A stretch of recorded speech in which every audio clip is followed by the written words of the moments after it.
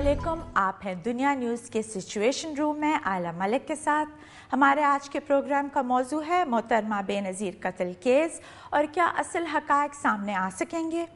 United Nations की बेनज़ीर भुट्टो साहिबा के कत्ल के मुतालिक तहकीकाती रिपोर्ट मंजर आम पर आ चुकी है। इस रिपोर्ट में मोहतरमा के कत्ल के मुतालिक 3 पहलू इंतहाई अहम हैं। पहले नंबर पर यह कि बेनज़ीर भुट्टो के कत्ल का ज़िम्मेदार जनरल मुशर्रफ इंतज़ामिया को करार दिया गया और इस रिपोर्ट की रोशनी में पीपल्स पार्टी की हुकूमत ने मुशर्रफ साहब के खिलाफ कार्रवाई का भी फैसला कर लिया, जो कि आइंदा 24 घंटों में मुतवक्किल है। इस रिपोर्ट में दूसरी अहम बात यह है कि इसमें कहा गया है कि सदर आसिफ अली जरदारी का बेनज़ीर भुट्टो कत्ल केस में कोई हाथ नहीं। तीसरी अहम बात जो इस रिपोर्ट में कही गई वो ये है कि हुकूमत की सिक्योरिटी नाकिस थी, लेकिन पीपल्स पार्टी ने जो सिक्योरिटी बेनज़ीर भुट्टो साहिबा को फराहम की थी वो भी नाकिस थी, क्योंकि वो उनकी हिफाजत नहीं कर सकी।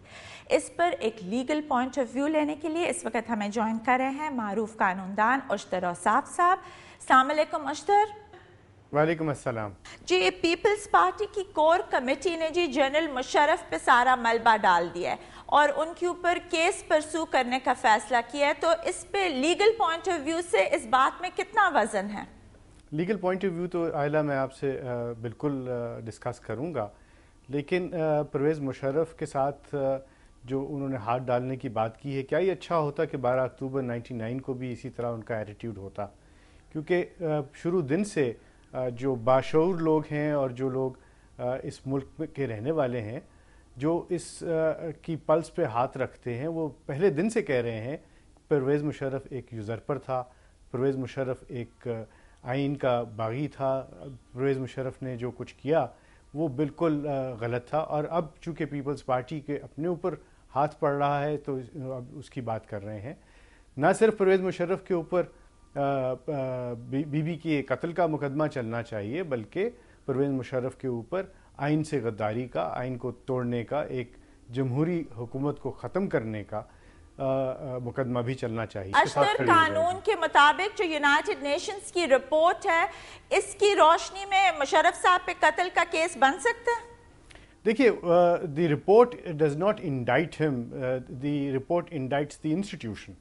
तो इंस्टीट्यूशन का जो हेड है, ज़ाहिर है उसके ऊपर लाइबिलिटी आती है, क्योंकि बारहा बीबी ने भी कहा और तमाम के तमाम जो शवाहिद हैं वो इस तरफ इशारा कर रहे थे that state was not doing what it was supposed to do.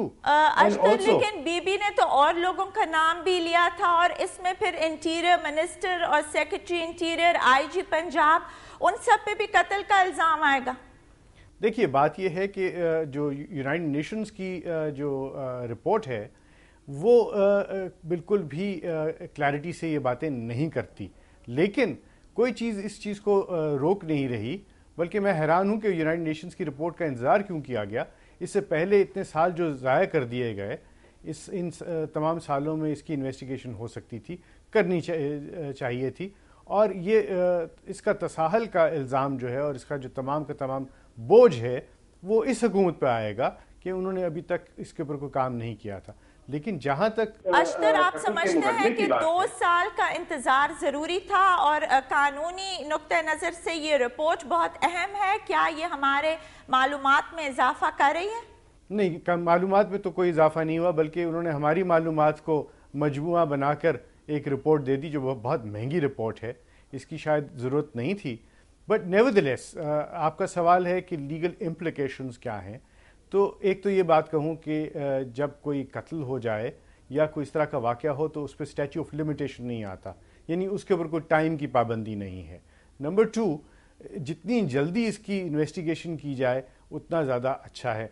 United Nations की रिपोर्ट जहाँ ये पॉइंट आउट करती है कि जो इन्वेस्टिगेटिव मामलात थे उसको सप्रेस करने की कोशिश की, वहाँ पे मैं इसका मोरद इल्ज़ाम मौजूदा हुकूमत को भी करूँगा, क्योंकि उन्होंने इतने साल गुजार दिए जिसमें बहुत सारे शवाहिद जो हैं, मसलन शहनशाह जो एक उसमें एक किरदार अदा कर सकता था गवाह के तौर पे, he is not there any more, and all those things may have been lost.